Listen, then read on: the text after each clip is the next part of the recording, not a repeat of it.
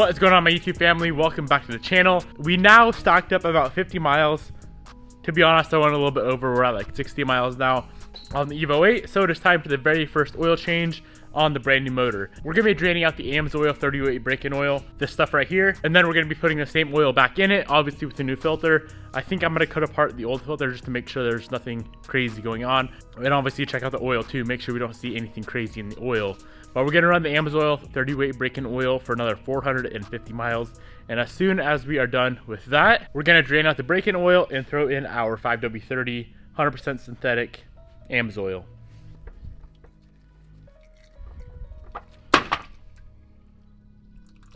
Damn.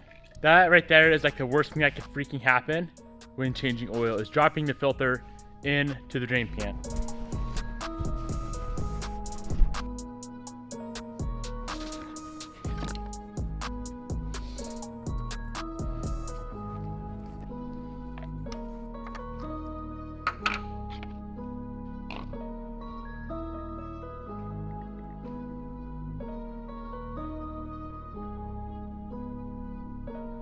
So when I'm draining the old oil into a bin, I always like to grab a flashlight and kind of look around in the oil, make sure we don't see anything crazy in there. Now it is a brand new engine, so we're gonna see a tiny bit of specks, but you shouldn't see any like flakes or shavings or any big metal chunks. The little tiny specks you guys see in there, or if you can see them reflecting off the light, but that is normal for a brand new engine. All right guys, we got the oil changed. I cut open the filter, everything looks fine there. Now the last thing to do before we put any more miles on it is pull the water that we currently have in the radiator, drain that out and throw in some actual antifreeze. We've got all the fluids changed out, swapped out. Let's get into the meat of today's video, guys. I have never been a big fan of these A-pillar gauges, these A-pillar pods. Maybe if you have like just one gauge right there. But I don't know. I don't like how they look. They're not super clean looking. I used to have it set up like that in my Evo 10. Don't mind the no pillar look right now, but I used to have it up there. And now this is where we have them. So oil pressure's right here, boost, and AFR. I like how that's set up, super nice and clean. So I was browsing the forums probably about a week ago looking for a nice gauge setup for the Evo 8, Evo 9. And I saw a few different things, a few different custom things that people were doing. So I think this is what we're gonna do with my gauge setup. There was someone on the forums that took out their stock clock and they put their digital readout for their boost gauge in place of the clock. So if we're able to pull apart the AEM gauge and do that same setup in here, I think that'd be super clean. That would ditch one of the gauges. And then for either the AFR or oil pressure, I'm kind of thinking of putting it where that Lancer is, in the instrument cluster. I think that'd be super nice. All those lights right there, we don't need whatsoever. I think there's a seatbelt light, a few other little things in there, door open light, but none of that stuff I care about. So if we just had a gauge in there instead, that'd be super clean. And then for the last gauge, we can figure that out later. But what I want to focus on today is trying to see if we can use the AEM gauge in the clock. If we can't, I want to order up a different gauge that we could, but I don't see why we couldn't take apart this gauge, throw it in there, and have a nice subtle location for our boost gauge. We already have the clock on the radio, so we don't need it right there. First thing I want to do is pull out this AEM gauge, tear it apart, see if it's even possible. All we need is the digital readout of the gauge, and if we can get that out, we technically should be able to throw it in place of the clock.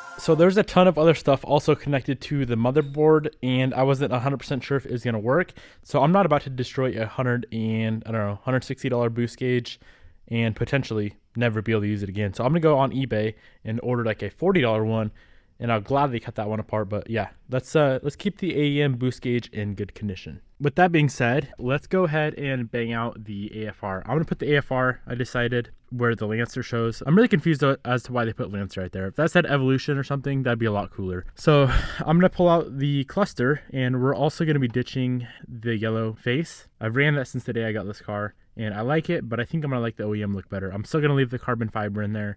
We're just gonna ditch the actual faces. I'll show you guys when I take it all apart, but I don't think we're gonna have to destroy our AEM AFR gauge to put it in there. We should just have to technically destroy the cluster. So I think to pull out the cluster, we're gonna have 2 screws here, and then probably 3 screws for the cluster itself, and that should pop out of there.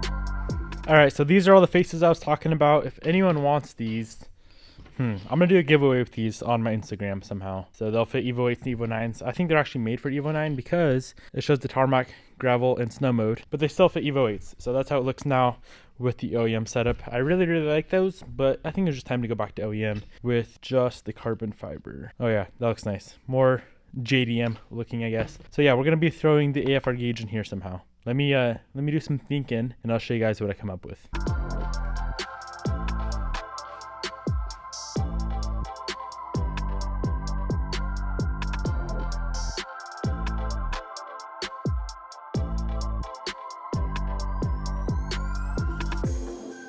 So this is a little bit sketchy, but I got it all pulled apart. That was all easy to do. Got that backboard off. Now I hope when I start cutting in to this motherboard that we don't destroy the whole thing.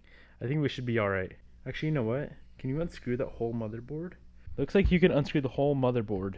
So I think I'm gonna do that first. Take that whole thing off. We can then cut this plastic out to where the gauge is gonna sit, and then hopefully not trim the motherboard at all. Let's try that.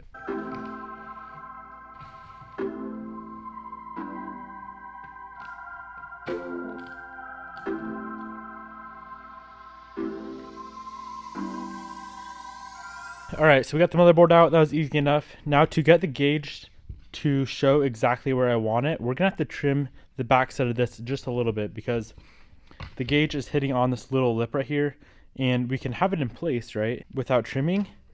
Let me show you guys. So that's how it'd sit without trimming anything, but it's not completely centered, which I don't like. So I want 100% centered inside that hole right there. I'm going to shave away a little bit of that lip right there where it's hitting.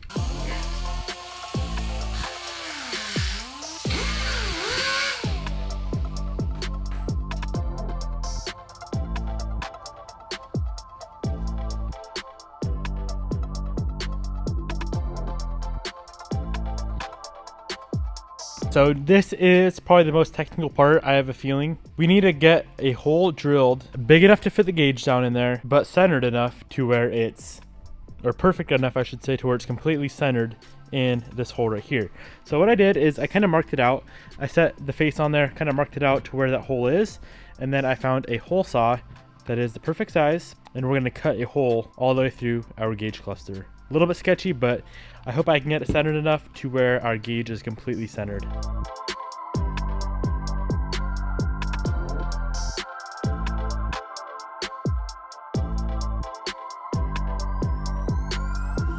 This here is what we ended up with. It's definitely not 100% center. It's shifted quite a bit to the right actually, which kind of sucks, but if we wanted to redo it, we're gonna have to buy a whole new cluster and cut a new hole in the new cluster. So I'm gonna throw this all back together, throw the motherboard back on, throw the face or throw the glass back on, and plug it all in. Number one, see if it's actually gonna work, see if our cluster still works, and then two, see if that is gonna bug us so much to where we need to redo this whole mod. All right, so we have our next set of issues. I did end up trimming away a bunch of the back of this faceplate right here, just so that gauge can sit a little bit closer. But now we have nowhere to pass our wires through on the motherboard, and I don't know if I want to start cutting to the motherboard because I feel like everything connects to everything, it kind of seems like, and I feel like if I start trimming away or dremeling away to pass the wires through, that we're going to lose lights to other things. Say like we could lose power to our tack or speedo or maybe our temp gauge or something, which I don't want to lose any functions. So I really need to figure out what to do there. I probably should have done a bit of research before jumping into a project like this, but if we can get this thing figured out, it's going to be pretty sick when it's all finished up. All right, guys, I'm just going to send it and cut away some right here. I feel like if I just cut away those 3 lights, it shows AOIC, seatbelt, and water spray. If I cut away those 3 on the motherboard, hopefully we don't lose power to everything else. So I'm going to try it. If I mess it up, I mess it up, and we're going to be forced to find a new cluster with the same miles or very, very similar miles, which is going to be hard to do. But I feel like technically it should work. I don't know. Let's give it a shot, see what happens.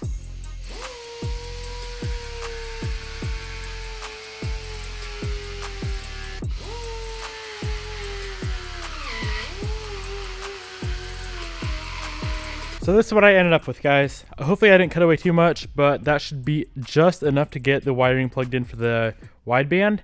So what I'm gonna do right now is completely throw this thing back together, plug it into the car, see if the cluster itself still works, and if it does, we'll be in luck. All we have to do is wire for the wideband, and we should be done with our project. I'll probably, if everything works, I'll come back through, kind of clean a few of these cuts up, put the carbon fiber overlay back on. But yeah, let's throw this thing together, see if it works.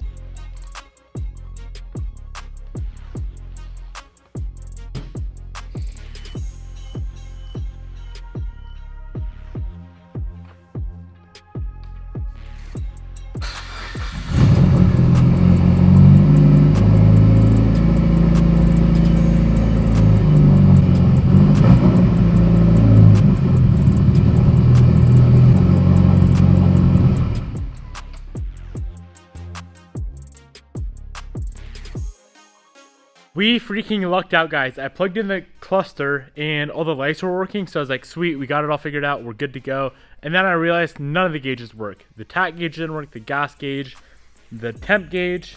I don't know if the speeder worked or not. I was just assuming it didn't because I didn't want to go drive the car. And I pulled it all back out, kind of took a look at it, plugged it back in, and all of the gauges started working. So I don't know what exactly changed, but yeah, I think we're good to go. All the lights look like they're working. It's kind of hard to tell when it's bright outside, but it appears that all the lights are working, and I think all the gauges are working now as well. So I'm going to throw this whole thing back together, and then we have to relocate the wires for the wideband up through the cluster, get all that plugged in, and test it out, make sure we are working, and we should be done with this project. This is a very, like, what's the right word for it? Very tedious project, because cutting that motherboard was hard, cutting that hole, trying to get the whole center was hard. Obviously, we messed that up because the gauges shifted a little bit to the right. But yeah, let's just throw it all back together, see if it works. If it works, I'm gonna be super freaking excited.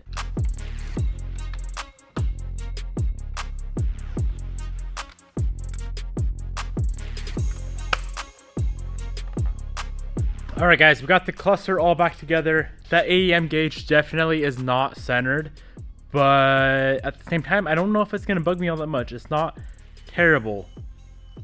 And also, that was a shit ton of work that we just went through to get this cluster all cut out for the gauge. That is how the back side looks. That's how the front side looks. Now let's go ahead and pull the wires from the A-pillar, run them down to the back of the cluster, and we should be able to plug them into the AEM sensor on the back side, throw the cluster back in the car, and we technically should be done if our AEM gauge still works.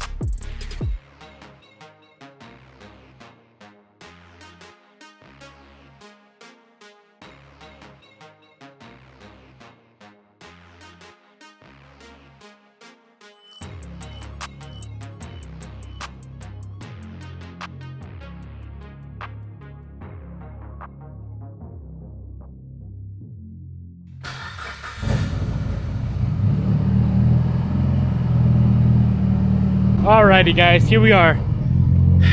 Everything's working. Our check engine light even works, as you guys can see. Tack gauge is working, gas gauge is working, temp gauge. The AFRs are up and working. As you can see, it is shifted to the right a little bit. I don't know if that's gonna bug me though. Here's the overall look. We don't have that surround on yet, so I don't mind that. But I don't think it bugs me enough to spend another 3 to 4 hours cutting apart another cluster, and especially trying to find one with 125,000 miles on it. So I think I'm gonna leave that as is. That is so sick though. So as soon as we figure out our boost gauge, what kind of boost gauge we need to run in here, and then I think I'm gonna throw the oil pressure, probably just one single pod up on the steering column here for the oil pressure, have the AFRs there, boost there. There she is, all finished up with that surround chilling back on there. I think that looks super clean. If you guys are gonna do this yourself, try to spend a little bit more time than I did and actually get that gauge centered. Other than that though, it wasn't too bad. The only other thing I would say is make sure you cut exactly where I cut on the motherboard. There was a wire, like a built-in wire on the motherboard right near where we were cutting, and I just made sure I didn't cut into that at all, and clearly it worked because all the lights are working still from what I can tell, and the gauges are up and working as well. So that is a super sick mod. I think that is going to be it for today though. We need to order up a boost gauge, a non-AEM boost gauge, so we can cut it all apart and get it to fit in the clock. And then one other thing is, if anyone has a OEM A-pillar, the cover, and wants to trade for the 3-pod pillar that we have here, I'll trade you straight across. Shoot me a DM over on Instagram, and we'll get it all figured out. Hope you guys enjoyed today's episode. Thank you for watching. I'll see you guys tomorrow.